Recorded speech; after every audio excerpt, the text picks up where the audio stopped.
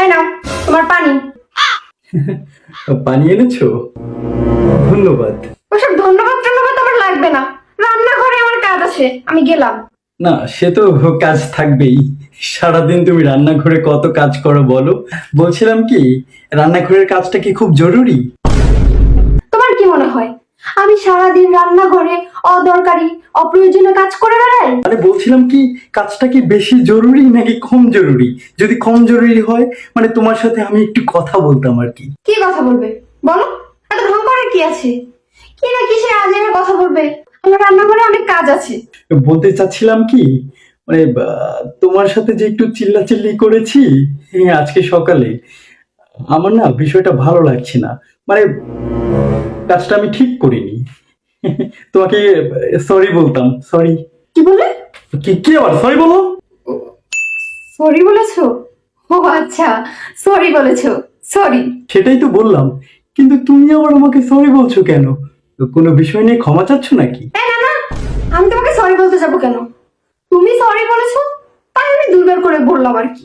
ঠিক আছে, আচ্ছা শেষ তাহলে। হ্যাঁ, শেষ তাহলে মানে? কি শেষ? না মানে ওই যে সরি বলার যে ব্যাপারটা, সেটা তো শেষ। তুমি বললে না রান্নাঘরে তোমার অনেক জরুরি একটা কাজ আছে, এখন তুমি সেটা করতে যেতে পারো। মানে সরি বলা আবার শেষ হয়েছে। তুমি তাহলে সরি বললে, অবশ্য সরি না বললেও পারতে। আমি এসব ছোটখাটো বিষয় নিয়ে মাথা ঘামাই না, যেহেতু তুমি সরি বলেছো, ইটস ওকে। এই ছোটখাটো বিষয় নিয়ে তুমি মাথা ঘামাও না। ঘামাও কি ঘামাও না সেটা আমি জানি। মানে ঘামাও না। আচ্ছা ঠিক আছে, তুমি যাও কাজ করো। কি? না মানে কিছু না। কিছু না? তাহলে চিৎকার করে উঠলে যে? তুমি রান্নাঘরে যাও। এই থামো। কি? না মানে তুমি ওটা খেও না। কেন খাবো না বলো তো? তুমি তো এটা আমার জন্য এনেছো তাই না? নাকি তোমার তৃষ্ণা পেয়েছে তুমি খাবে? হ্যাঁ, ওটা আমিও খাবো না, ওটা আমি খেতে যাবো কোন দুঃখে? সামান্য শরবত খাওয়ার সাথে দুঃখের কি সম্পর্ক? এটা খেলে সমস্যাটা কি? সমস্যা? সমস্যা আছে। আমি মনে হয় ভুলে চিনি বেশি দিয়ে ফেলেছি। তোমার তো আবার ডায়াবেটিসের সমস্যা আছে। আজকে তো শুক্রবার, তুমি ভুলে গেছো? সপ্তাহে একদিন ডাক্তার আমাকে মিষ্টি খাওয়ার পারমিশন দিয়েছে। না, তারপরেও খেতে পারবে না। তারপরেও কেন খেতে পারবো না? মানে পারমিশন আছে তো ডাক্তারের, সমস্যাটা কোথায়? না, তারপরেও খাওয়া যাবে না। আমার মনে হয় কি জানো, চিনির সাথে ভুলে লবণ অনেক বেশি দিয়ে ফেলেছি। চিনির সাথে আবার লবণও দিয়েছো? এ তো ভালোই তালগোল পাকিয়ে ফেলেছো। মানে টেস্টটা কেমন হয়েছে জানতে খুব ইচ্ছা করছে। এমন তো হতে পারে যে এটা ওর স্যালাইনের মতো কিছু একটা হয়েছে, বলো একটু খেয়ে দেখি না। আরে বাবারে, তোমাকে আমি এত করে না করার পরেও তুমি এটা খাওয়ার জন্য উঠে পড়ে লেগেছো কেন? দুনিয়াতে কি আর কোনো শরবত নেই?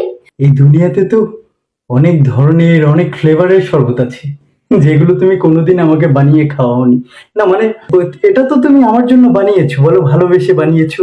এটা খেলে সমস্যা কোথায়? এই শরবতে চিনি আর লবণের সাথে কাঁচা মরিচ, শুকনা মরিচ, হলুদের গুঁড়া মিশিয়েছি।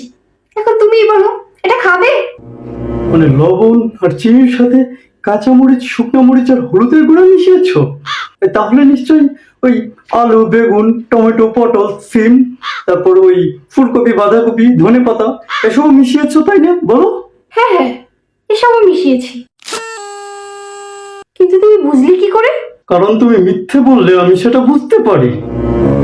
মিথ্যে বলেছি মানে? মিথ্যে বলতে যাবো কেন? এই যে শোনো, তোমাকে একটা কথা আমি বলে দিচ্ছি, কান খুলে শুনে রাখো। আমি কিন্তু গৃহযুদ্ধ মানে হোম ভায়োলেন্স জিনিসটা একদম পছন্দ করি না। কিন্তু তারপরে তুমি যদি আমাকে বাধ্য করো, তাহলে কিন্তু আমার চেয়ে খারাপ কেউ হবে না। আই, সত্যি করে বলো, এটার মধ্যে কি মিশিয়েছো আর কেন মিশিয়েছো? তুমি এত রেগে যাচ্ছ কেন? একটু শান্ত হও, আমি সত্যিটা বলছি। তুমি আমার সাথে সকালবেলায় চিল্লাচিল্লি করেছো, আমার খুবই রাগ হয়েছিল।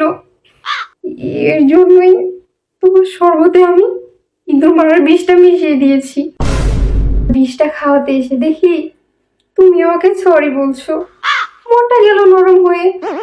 সরি যেহেতু বলেই ফেলেছো, তোমাকে তো আর আমি মরতে দিতে পারি না, তাই বারে বারে এই শরবতটা খেতে না করছি। মানে শেষমেশ তুমি এত নিচে নামতে পারলে?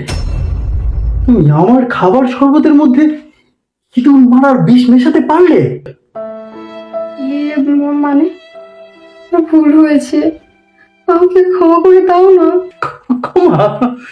এই এই সাধারণ একটা ভুল করেছো, এটার জন্য তো তোমার ক্ষমা পাওয়াই উচিত। ক্ষমা ক্ষমা করব। এই যে এক গ্লাস শরবত তুমি আমার জন্য বানিয়েছো, এটা তুমি এখন নিজে খাবে, খেলেই তোমার ক্ষমা। তুমি আমাকে মরতে বলছো? খুব স্বাভাবিক একটা ব্যাপার, সামান্য মরে যাবে, এটাই করতে পারবে না? সেটা যদি তুমি না করতে পারো তাহলে আরেকটা কাজ আছে, সেটা করো। কি? কি আরেকটা কাজ বলো, আমি সেটাই করব। সেই কাজটি হচ্ছে, তুমি আমার চোখের সামনে থেকে, হ্যাঁ হ্যাঁ, তোমার চোখের সামনে থেকে। কি কি? আমার চোখের সামনে থেকে ও মা গো, আমি চললাম আমার বাপের বাড়ি। হ্যাঁ যাও যাও, সারাটা জীবন বাপের বাড়িতে থেকে যাও কেমন? আর কোনোদিন এমুখো হয়েও না, আমার বাড়িতে তোমার কোনো জায়গা নেই। সর্বনাশী একটা। ভাগ্যের সময় মতো সরি বলেছিলাম, না হলে আমার প্রাণটা বেঘরে চলে যেত। মাথাটা একদম গরম করে ফেলেছে বুড়াটা।